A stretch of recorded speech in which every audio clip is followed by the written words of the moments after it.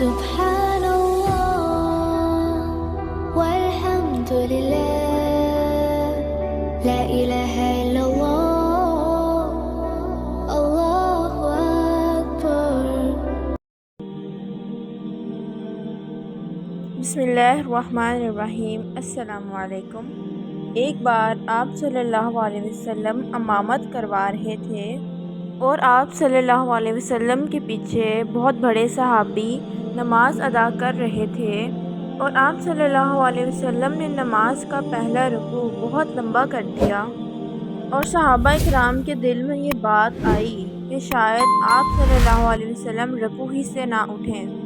جب نماز مکمل ہوئی اور سلام پھیرا گیا اور نبی پاک صحابہ کی طرف منہ کر کے بیٹھ گئے اور آپ فرمانے لگے کہ میرا بھائی علی کہاں ہے، آپ رضی اللہ عنہ نے آخری صف سے لبیک کہا تو نبی کریم صلی اللہ علیہ وسلم نے ارشاد فرمایا کہ اے علی تم میرے قریب آ جاؤ. تو حضرت علی رضی اللہ عنہ آپ صلی اللہ علیہ وسلم کے قریب آ گئے تو نبی پاک نے ارشاد فرمایا کہ اے علی آپ نے پہلی صف کے وہ فضائل نہیں سنے جو اللہ تعالیٰ نے مجھے بتا رکھے ہیں. اے علی مجھے یہ بتاؤ کہ تمہیں کس نے پہلی صف سے آخری صف میں جانے کو کہا؟ کیا تمہیں حسن اور حسین کی محبت نے مشغول کر رکھا تھا؟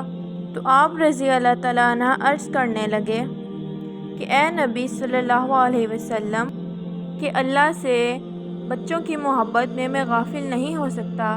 تو آپ صلی اللہ علیہ وسلم نے فرمایا تو تمہیں کس چیز نے روکے رکھا؟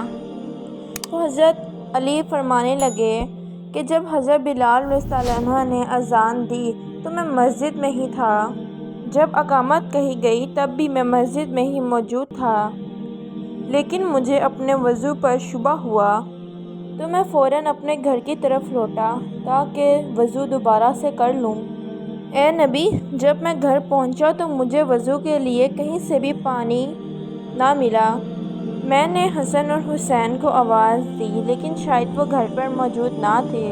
میں پانی کو تلاش کرنے لگا اور اچانک مجھے اپنے دائیں طرف سے ایک خوبصورت آواز آئی، اور جب میں اس آواز کی طرف مڑا تو سبز رنگ کے کپڑے میں ایک ڈھکا ہوا پیالہ نظر آیا. اور اے نبی صلی اللہ علیہ وسلم جیسے ہی میں نے اس پیالے سے کپڑا ہٹایا تو اس کا پانی دودھ سے زیادہ سفید تھا اور شہد سے بھی میٹھا تھا. میں نے اس پانی سے وضو کیا اور اسی کپڑے سے اپنا منہ صاف کیا. پھر میں مسجد کی طرف بڑھا اور میں یہ سوچتا رہا کہ یہ پیالہ آیا کہاں سے اور مجھے وہ آواز کس نے دی تھی. اور اے نبی میری حیرانگی اس وقت زیادہ بڑھ گئی جب میں وضو کر کے نکلا اور میں نے مڑ کر دیکھا تو وہ پیالہ اور وہ کپڑا نہیں تھا. اور آپ صلی اللہ علیہ وسلم نے مسکراتے ہوئے غیب کی خبر سناتے ہوئے فرمایا کہ اے علی تم جانتے ہو کہ وہ پیالہ اور کپڑا تمہیں کس نے دیا تھا؟ تو حضرت علی فرمانے لگے کہ اے نبی آپ اور اللہ تعالیٰ بہترین جانتے ہیں. پھر آپ صلی اللہ علیہ وسلم نے اس غیب کی خبر سے پردہ اٹھایا.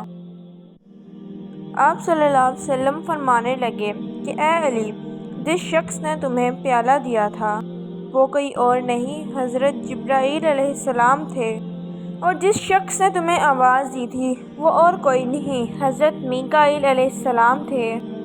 آپ صلی اللہ علیہ وسلم فرمانے لگے کہ اے علی جہاں تمہیں حضرت جبرائیل اور میکائیل وضو کروا رہے تھے اور دوسری طرف حضرت اسرافیل نے مجھے رکوع سے سر اٹھانے سے روکے رکھا یہاں تک کہ تم اس رکعت میں شامل ہو جاؤ. پھر نبی کریم نے ارشاد فرمایا کہ اے علی جو تم سے محبت رکھے گا وہ خدا سے محبت رکھے گا، اور جو تم سے بغض رکھے گا وہ اللہ سے بغض رکھے گا. آپ صلی اللہ علیہ وسلم نے فرمایا کہ اے علی تم سے وہی محبت کرے گا جس کے دل میں اللہ تعالیٰ کی محبت ہوگی، اور وہی بغض رکھے گا جو خود منافق ہوگا. اس لیے ہمیں حضرت علی اور اہل بیت سے خصوصی محبت رکھنی چاہیے.